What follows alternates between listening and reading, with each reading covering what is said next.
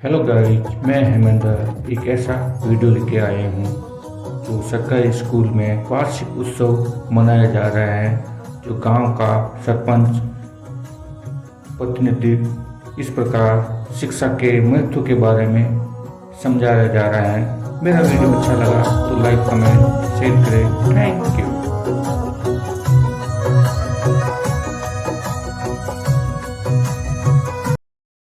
आने के बाद में जो शिक्षा के क्षेत्र में क्रांति आनी चाहिए थी, उससे ज्यादा भ्रांतियां पैदा हुई है। क्रांति नहीं लग रही हमें।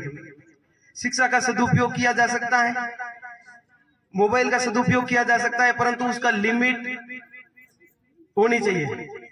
अभिभावक का एक कर्तव्य होता है कि बच्चे का मोबाइल चेक करें। वो दिन में सर्च हिस्ट्री आती है, मोबाइल में एक सर्च हिस्ट्री आती है, उसमें देखा जा सकता है बालक ने क्या क्या देख के क्या डिलीट किया है, किस किस को किस प्रकार का मैसेज कर रहा है।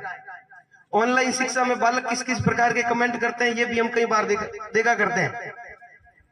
एक विद्यालय में बालक क्या सीखेगा, उससे पहले घर से क्या सीख के आया, ये हमारी सभी अभिभावक जन की जिम्मेदारी होती है।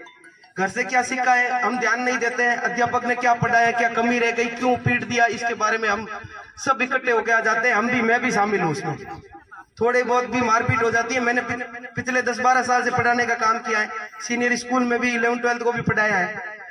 तो ये ऐसे शिक्षक को बहुत बुरा लगता है जब बालक को पीटते हैं, किसी गलती के कारण पीटते हैं और अभिभावक इकट्ठे होके आ जाते हैं। पीटना गलत होता है, हम भी मानते हैं, परंतु जब कहता है ना पानी सर से ऊपर से निकल जाता है, बालक मानना बंद कर देता है, सुनना बंद कर देता है, सीखना बंद कर देता है, तभी पीटते हैं। गलती ऐसी कर देते हैं जिसे बातों से नहीं मानता है, समझाने से नहीं मानता है, तब पीटता है। सबसे बुरा हमें ये लगता है जब गांव के लोग या हमारे परिवार के लोग बच्चे को स्कूल के अध्यापक द्वारा पीटने के बाद यहाँ इकट्ठे हो जाते हैं। बहुत सारे अनुच्छेद धाराएं सबने पढ़ी है, नहीं तो मोबाइल से देख भी लेते हैं कि अध्यापक बच्चे को पीटते हैं तो उसके खिलाफ कार्रवाई कैसे करें। उसके सपोर्ट करने कोई नहीं आते हैं, हमें पता है। तो ये हमारी पहली जिम्मेदारी बन जाती है कि बालक को क्यों पीटा है। शांतिपूर्वक जाके उस विषयाचार्य से, कक्षा अध्यापक से या प्रधानाचार्य जी से बात करें कि बालक के साथ में पिटाई क्यों हुई, क्या हमारे बालक की तो गलती नहीं है।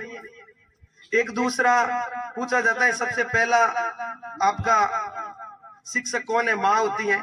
उनके साथ में अगर आप सबसे यही पूछा जाए कि बच्चे की शिक्षा का सबसे बड़ा शिक्षक कौन होता है, पहला और बड़े में बहुत अंतर होता है। बड़ा शिक्षक वातावरण ही होता है। हमारे घर में जैसा वातावरण रहेगा ना, बालक वैसा ही व्यवहार करेगा। सीखना क्षेत्र में कितना खर्च हुआ है, जितना खर्च करते हैं काम करके, उसकी सीसी यानी कार्य कंप्लीट करने का जो प्रमाण पत्र होता है वो नहीं आता, उससे पहले सेंटर जाली तोड़ देते हैं, स्कूल का ये नुकसान कर देते हैं। ये बालक कौन कौन से हैं, ये हम सबकी जिम्मेदारी है। कैमरा एक औपचारिक निगरानी रख सकता है, वास्तविक कैमरे माता पिता होते हैं, वो ध्यान रखें उनका भी और मार्गदर्शन करें। जो स्कूल में नुकसान करते हैं उनकी क्षतिपूर्ति करवाने की जिम्मेदारी रखे गांव वाले। एक सरपंच या सरपंच प्रतिनिधि या जो ग्राम सेवक होता है या जनसेवक होता है, वो पूरी जिम्मेदारी नहीं ले सकते। तो हम सबकी, ये गांव हम सबका है। जितने वोटर लिस्ट में शामिल है वो भी नहीं, जितनी आबादी है, छोटे 2 साल के बच्चे से लेकर या जन्म से लेकर जो वृद्ध जन है वहां तक का सबका गांव है, सबकी हिस्सेदारी है। किसी सरपंच अकेले की नहीं होती है, आप सबकी जिम्मेदारी है। कोई नुकसान पहुंचाए तो प्रधानाचार्य नंबर रखे या स्थानीय प्रधानाध्यापक को या अध्यापक को सूचित करें, सूचना दें कि उसने वो नुकसान किया है, ना कि वैमनस्य के भाव से। धन्यवाद।